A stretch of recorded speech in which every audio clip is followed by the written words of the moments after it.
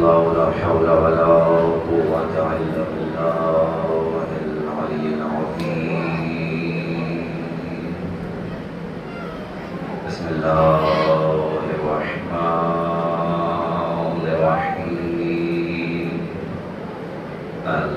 الحمد لله رب العالمين خالق السماوات والأرضين ربنا ورب الملائكة الصادقين ثم الصلاة والسلام على رسوله المصدق ومحمود الأحمد سيدنا ومولانا أبي القاسم محمد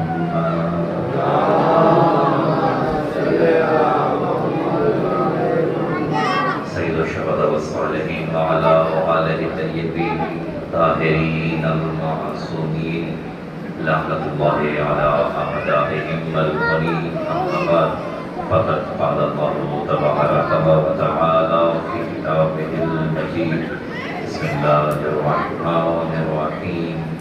قل كفى بالله شهيدا بيني وبينكم ومن عنده علم الكتاب. صدق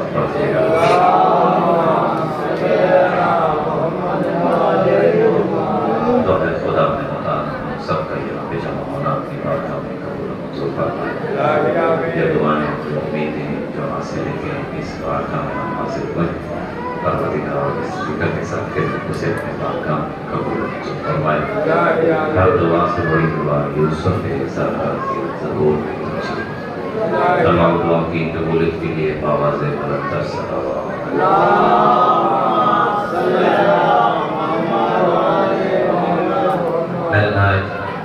قابل احترام محترم سامنے کا کافی دیر بیٹھا رہا یہاں پہ. اس رسوا کے ایک ذاکر صاحب نے یہاں پہ فضا کا ذکر کیا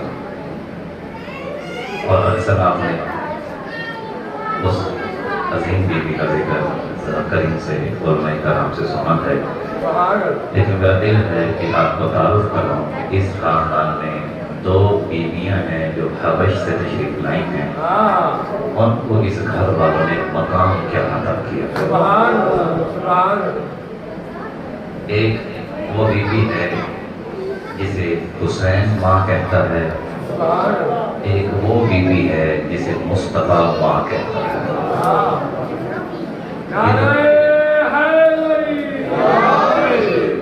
کیونکہ مجھے بتایا گیا ہے کہ وقت کے دامن میں زیادہ گنجائش نہیں ہے, تو کوشش کروں گا اپنے وقت میں رہتے ہوئے, کیونکہ احساس ہے کہ انتظار کرنا مشکل ہوتا ہے, وقت کے اندر مکمل کروں. دو بیویاں ہیں جو حبش سے تشریف لائی ہیں اہل بیت کرامہ میں.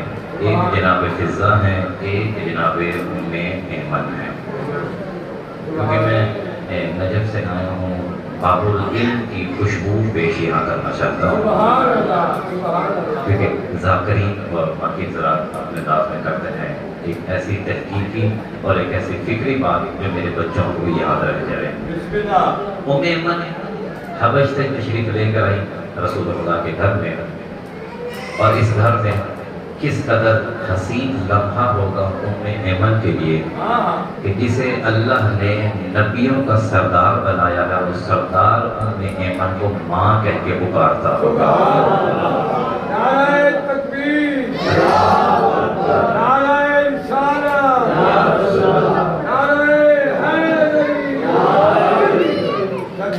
اسی طرح سے اگر آپ نے ساتھ دیکھیں کہ ایسے جو موضوع ہوتے ہیں جب پڑھے جاتے ہیں تو پھر داد نہیں ملتی ہے, اور داد نہ ملنے کی وجہ سے لوگ پڑھتے نہیں ہیں. تو میری کوشش رہی کہ یہ پیغام آپ تک پہنچاؤ. جناب عبداللہ عبد المطلب کے بیٹے, ایک رئیس خاندان تھا رسول خدا کا. جب 22 سال کے ہوئے جناب عبداللہ, تو آپ کے والد عبد المطلب نے آپ کی شادی کر دی آمنہ بنت وہب سے. محمد و آل محمد بلند صلوات.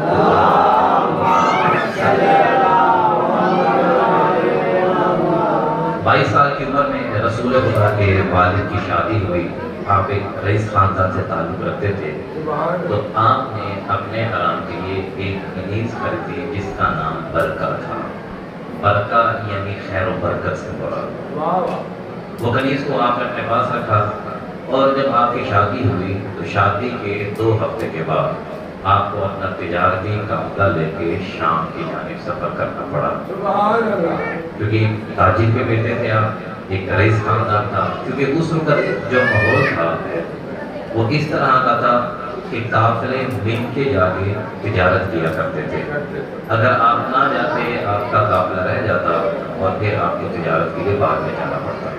اس لیے رسول خدا کے والد محترم جناب عبداللہ شام کے سفر کے لیے قافلے کے ساتھ روانہ ہو گئے۔ جب آپ نے وہاں پہ تجارت کی، تجارت سے واپس آ رہے تھے، کچھ مقدمے میں کچھ باتیں ہیں جلدی نتیجے کے قریب لمبا ہے۔ جب شام چلے گئے، شام سے تجارت کر کے جب واپس آئے تو آپ مدینہ کی منزل پہ تھے۔ یہ بچوں کو ذرا خاموش کروا رہے ہیں۔ جب آپ شام سے واپس آئے مدینہ کی منزل پہ، ایک دفعہ سلوات پڑھ دے گا۔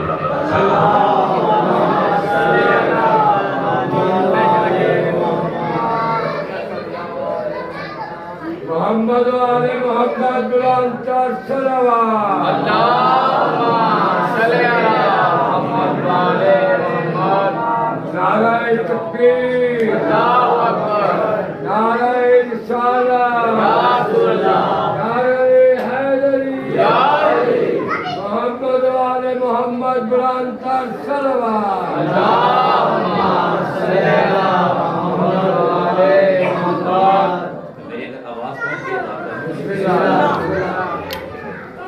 جب رسول خدا کے والد واپس آ رہے تھے شام سے تجارت کر کے، مدینہ میں آپ کا انتقال ہوا۔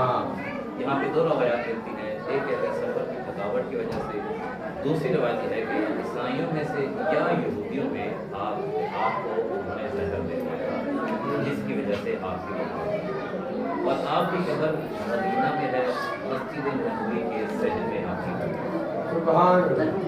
یاد رکھیے گا کہ رسول خدا کے خاندان کا اصلی وطن مکہ ہے۔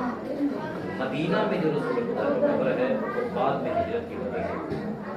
رسول خدا کے جب والد رسول خدا کے دادا جناب عبد المطلب کو جب پتہ چلا کہ میرا بیٹا فوت ہو گیا ہے، مدینہ میں دفن ہے، تو آپ ان کے صوب میں بیٹھے ہوئے تھے، ہم میں مبتلا تھے کہ اتنے میں ابرہہ اپنا لشکر لے کے آ گیا خانہ کعبہ کو گرا۔ جب ابرہہ آیا تو اس وقت اس نے آ کے جناب عبد المطلب کے اونٹوں کے اوپر قبضہ کر لیا اور قبضہ کر کے کہا کہ میں ان اونٹوں پہ قبضہ کرتا ہوں اور میں خانہ کعبہ کو گراؤں گا۔ جناب عبد المطلب کا جو غلام تھے وہ جناب عبد المطلب کے پاس ہے اور آ کے کہا ابرہہ آیا ہے، ساتھ ہاتھی بھی لے کر آیا ہے اور انہوں نے آپ کے اونٹوں کو قبضے میں لے لیا ہے۔ پیغام تک پہنچ رہا ہے، آپ کے اونٹوں پہ قبضہ کر لیا ہے۔ جناب عبد المطلب پہلے بیٹے کی غم میں مبتلا تھے، لیکن آپ چلے گئے اور جا کے ابرہہ کے سامنے کھڑے ہو گئے اور کہا کہ ابرہہ میرے اونٹ مجھے واپس کر، میرے اونٹ مجھے واپس کر۔ ابرہہ نے کہا کہ مجھے پتا چلا ہے کہ جو خانہ کعبہ ہے اس کی چابی آپ کے ہاتھ میں ہوتی ہے، وہ آپ کی سرپرستی میں ہے، آپ اس کے خادم ہیں، لیکن آپ نے خانہ کعبہ کی بات نہیں کی، آپ اپنے اونٹوں کا سوال کر رہے ہیں۔ آپ کو چاہیے کہ خانہ کعبہ کی بات کریں۔ بس میں فضائل منزل پہ قریب آ گیا اور یہ آپ کا مقدمہ جو میں نے بتایا تھا کہا کہ میرے اونٹ واپس کر۔ ابرہہ نے کہا آپ کو چاہیے تھا آپ بات کرتے کہ خانہ کعبہ کو کیوں گرانے آئے ہو۔ تو یہاں بھی جو جناب عبد المطلب نے جواب دیا، فرمایا کہ جب مجھے میرے اونٹوں پہ قبضہ کیا، جو میرے نوکر تھے انہوں نے تیرے سے جنگ نہیں کی، انہوں نے تیرے سے محاذرہ نہیں کی۔ کیا کیا؟ انہوں نے آ کے اپنے مالک کو بتایا کہ آپ کے مال پہ قبضہ ہو گیا ہے، انہوں نے تیرے سے جنگ نہیں کی ہے، لہذا میرا مال تھا، میں تیرے پاس اپنا مال لینے آ گیا ہوں، تو کعبہ کو گرانے آیا ہے، میں کعبہ کا نوکر ہوں، مالک نہیں ہوں۔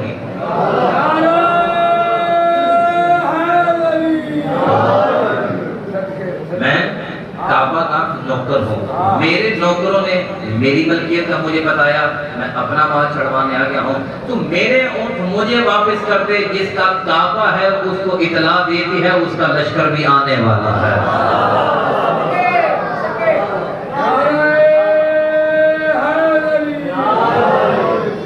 اطلاع دیتی ہے اس کا لشکر بھی آنے والا ہے۔ جناب عبدالمطلب اپنے اونٹ لے کے اپنے گھر میں واپس آ گئے۔ اب ابرہہ جو آیا تھا یہ خانہ کعبہ کو کیوں گرانا چاہتا تھا؟ اسے کیا نفرت تھی خانہ کعبہ کے ساتھ؟ اور ابرہہ خانہ کعبہ کو گرانے کے لیے ہاتھیوں کو کیوں لے کر آیا تھا؟ یہ علت ویسے ہی میں آپ کو بتا کرتا آگے بڑھ جاؤں گا۔ یہ 100 ہاتھی لے کے آیا تھا۔ اب یہاں پہ تاریخ لکھتی ہے کہ یہ خانہ کعبہ کو اس لیے گرانا چاہتا تھا کیونکہ اس نے ایک اپنا سونے اور چاندی کا کعبہ بنا لیا تھا، اور یہ چاہتا تھا کہ لوگ مٹی والے کعبہ کو چھوڑ کے سونے والے کعبہ کی جانب آئیں، لیکن لوگ مٹی والا کعبہ نہیں چھوڑ رہے تھے، سونے والے کعبے کی جانب نہیں جا رہے تھے۔ اس کے وزیر نے مشورہ دیا جب تک اصلی باقی ہے نقلی کی طرف کوئی نہیں آئے گا۔ واہ واہ واہ، نعرہ تکبیر، نعرہ رسالت، نعرہ حیدری۔ جب تک مٹی کی صورت میں اصلی باقی ہے تیرے سونے والے کے پاس کوئی نہیں آئے گا۔ تو اس نے کہا اس کا کیا حل ہے؟ یہ تاریخ بھی ہے، اس میں نقطے بھی ہیں۔ کہا جب تک مٹی والا گھر نہیں گرے گا سونے والے گھر میں کوئی نہیں آئے گا۔ یعنی کافر ہوتے ہوئے بھی جانتا ہے اگر اصل گھر مٹی والا بھی ہو اس کے بغیر بھی نقلی نہیں چلتے ہیں، اس کا مٹی والا گرانا پڑے گا۔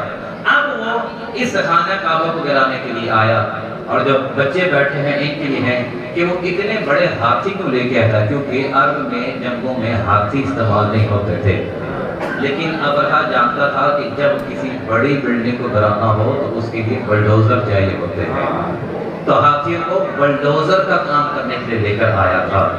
اب وہ لے کے آ گیا، جناب عبدالمطلب اپنے گھر میں آ گئے اور پروردگار سے کہہ دیا میرے خدا تیرا گھر ہے، میں نوکر ہوں، میں نے تجھے اطلاع دے دی ہے، اب تو اپنی ڈرون فورس کو بھیج دے۔ اب یہاں پہ قرآن کہتا ہے کہ جیسے ہی ابرہہ اپنے لشکر کو لے کے خانہ کعبہ کے پاس پہنچا اللہ نے ابابیل کے لشکر کو بھیجا۔ ابابیل کا لشکر آیا۔ ابابیل وہ پرندہ ہے کہ جو بہت ہی چھوٹا ہوتا ہے، چھوٹا پرندہ، اس کے اتنے چھوٹے پاؤں، ان چھوٹے پاؤں میں اتنا ہی چھوٹا سا کنکر۔ اب تاریخ کہتی ہے کہ ابابیل ایک کنکر پھینکتا تھا، ہاتھی کے اوپر بیٹھے ہوئے فوجی کے سر پہ لگتا تھا، ہاتھی کے پیٹ سے باہر چلا جاتا تھا۔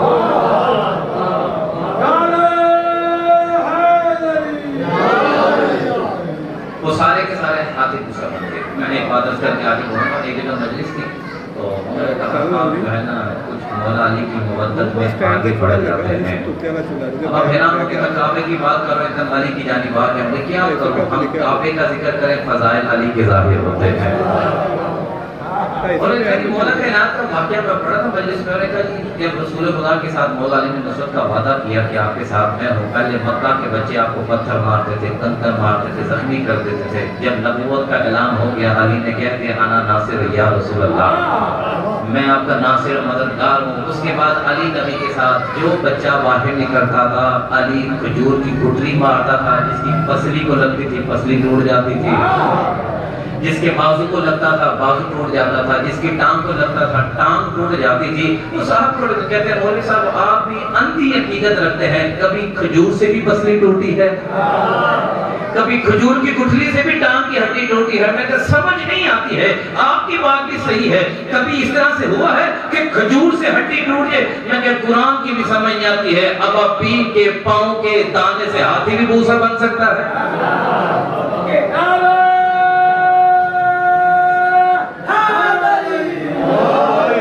پھر ہمیں بھی قرآن کی سمجھ نہیں آتی ہے، علی کو چھوڑ کے قرآن میں جاؤ گے پھر قرآن بھی سمجھ میں نہیں آئے گا، علی کو رکھ کے سمجھو گے قرآن سمجھ میں آئے گا۔ جب ابابیل کے قدموں میں اللہ نے طاقت دی تو اس کے ہاتھ کے کنکر میں اتنی طاقت آ گئی کہ ہاتھی کا بوسا بن جاتا تھا، اور جس کے ہاتھوں کو اللہ ید اللہ قرار دے دے۔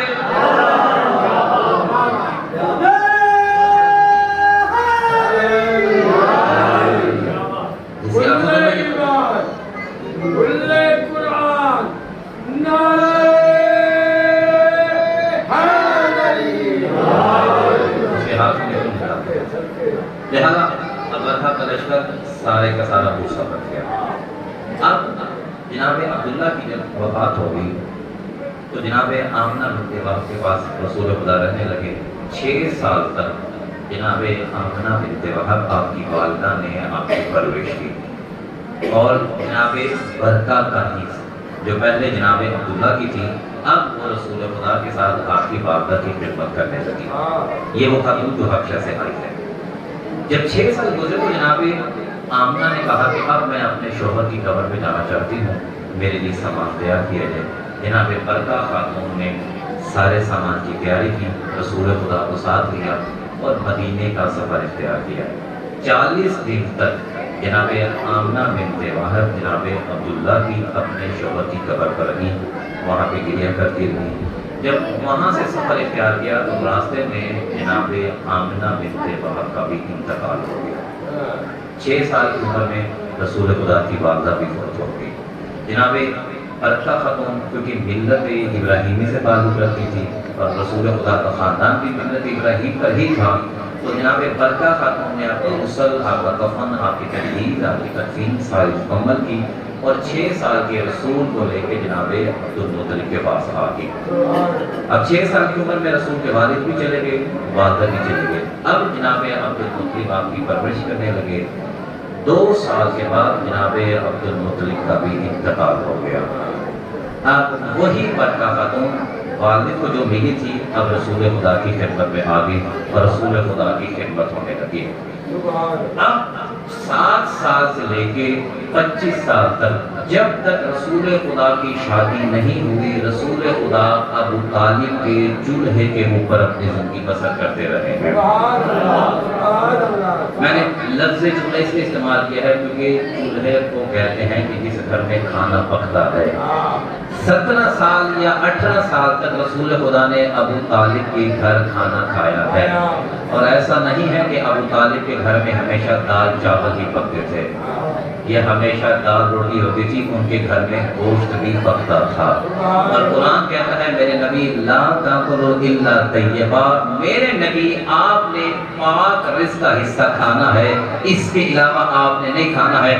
17 سال مصطفیٰ ابو طالب کے گھر سے کھانا کھاتا رہا ہے، نبی حرام شے کھاتا نہیں ہے، اور جس جانور پہ کلمے کے بغیر اسے ذبح کر دیا جائے وہ مردار ہوتا ہے، مردار حرام ہوتا ہے، حرام نجس ہوتا ہے۔ اب یہ فیصلہ کرو، یا ابو طالب کے گھر میں مصطفیٰ نے گوشت نہیں کھایا ہے، یا یہ فیصلہ کرو ابو طالب ایمان کس درجے پہ تھا کہ مصطفیٰ اسی چولہے پہ پلتا رہا ہے۔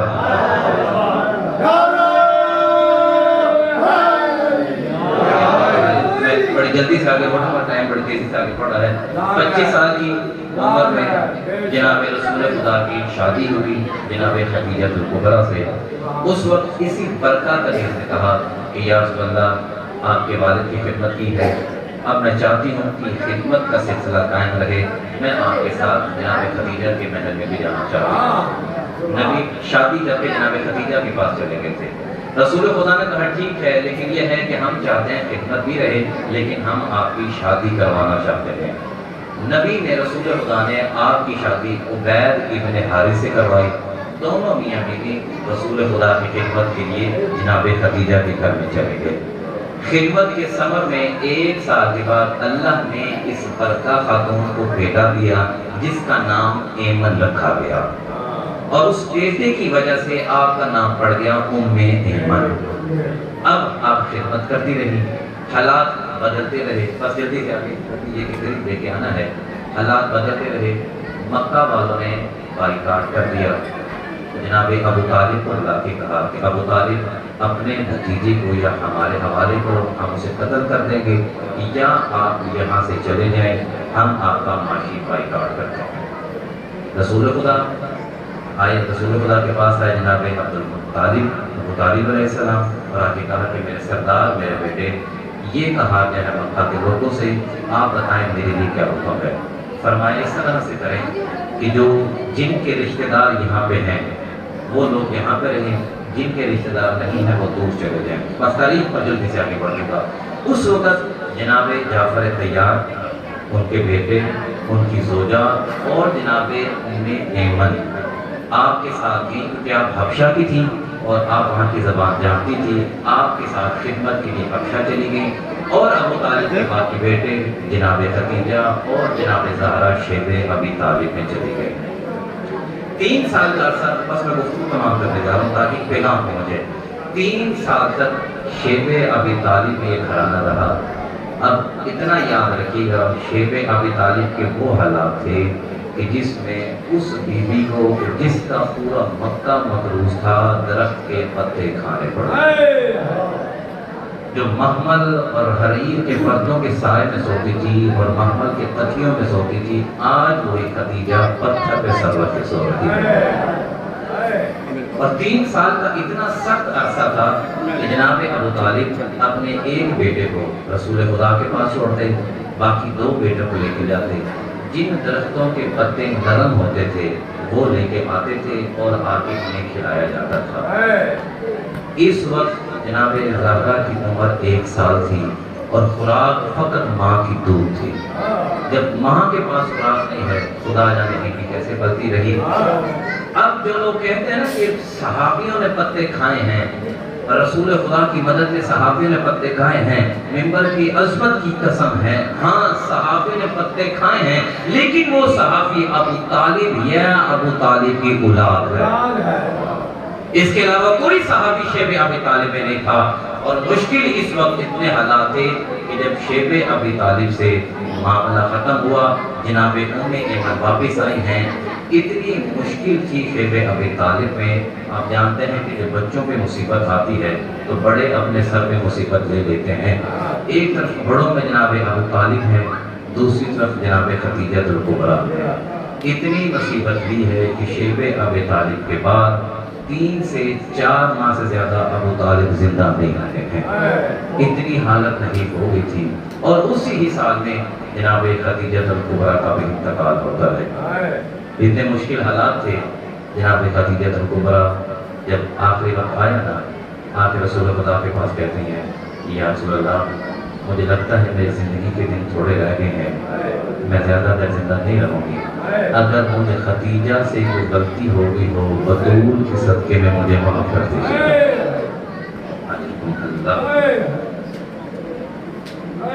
بطول کے صدقے میں مجھے معاف کر دیجیے گا۔ رسول اللہ فرماتے ہیں حاشا للہ، خدیجہ ممکن ہی نہیں آپ سے کوئی غلطی ہو رہی ہو۔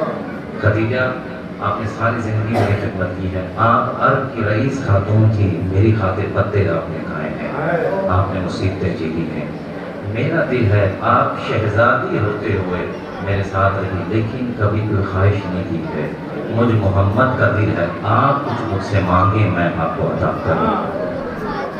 جناب خدیجہ کہتے ہیں میرے سردار، آپ نے کہا ہے تو میں آپ سے مانگتی ہوں۔ اب تاریخ کہتی ہے جناب خدیجہ کھڑی تھی، اس وقت جناب زہرا 4 سال کی ہو چکی تھی۔ جناب خدیجہ نے اشارہ کیا جناب زہرا کی طرف اور کہا سَتَيَكُونُ بَعْدَ يَتِيمَةً وَغَرِيبَةً بَعْدِي، اے اللہ کے رسول میرے بعد میری زہرا یتیم ہو جائے گی، میری زہرا غریب ہو جائے گی، لا تَضْرِبْهَا أَحَدًا عَلَى وَجْهِهَا، اے اللہ کے نبی میری وصیت ہے کہ میرے بعد کوئی میری زہرا کے منہ پہ تماچا نہ مارے۔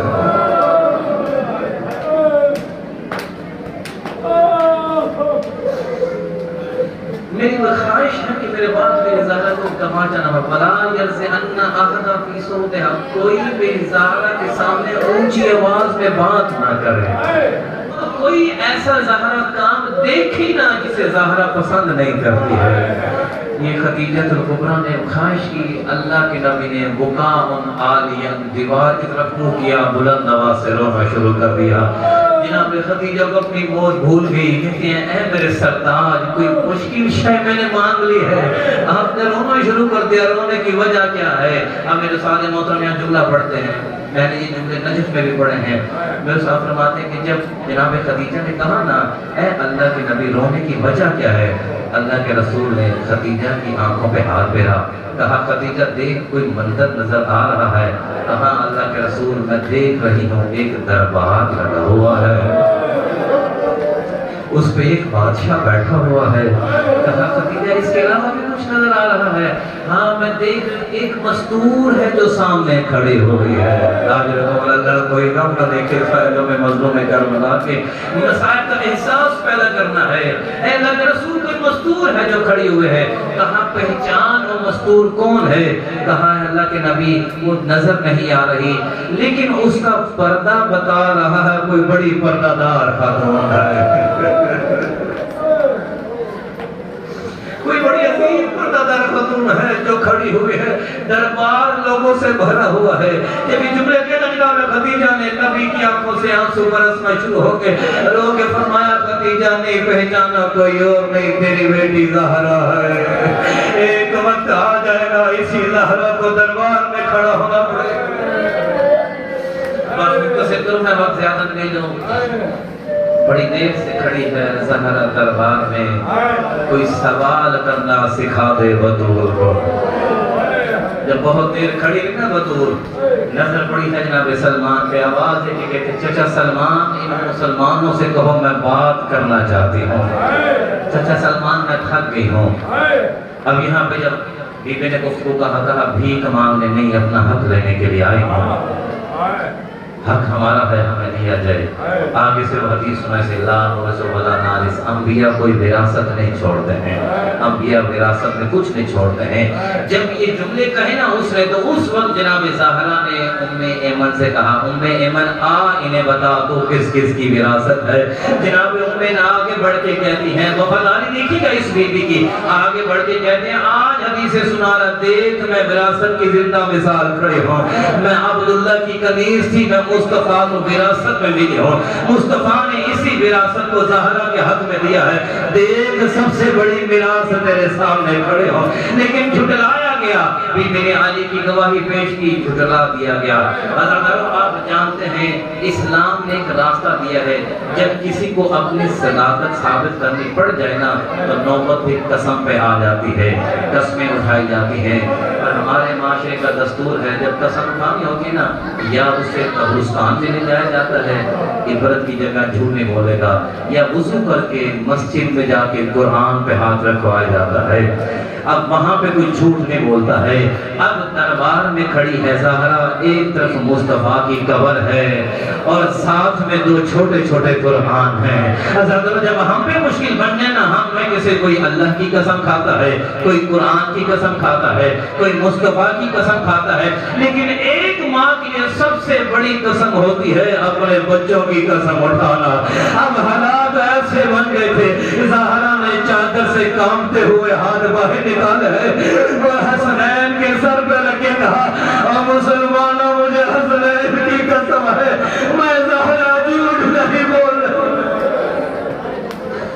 آج رکھم اللہ جناب سیدہ کسی غم میں نہ رو گئے. بس آخری جملے تمام کر دیا میں نے مسائل کو. آگے زہرا کے دروازے پر زہرا کے دروازے پہ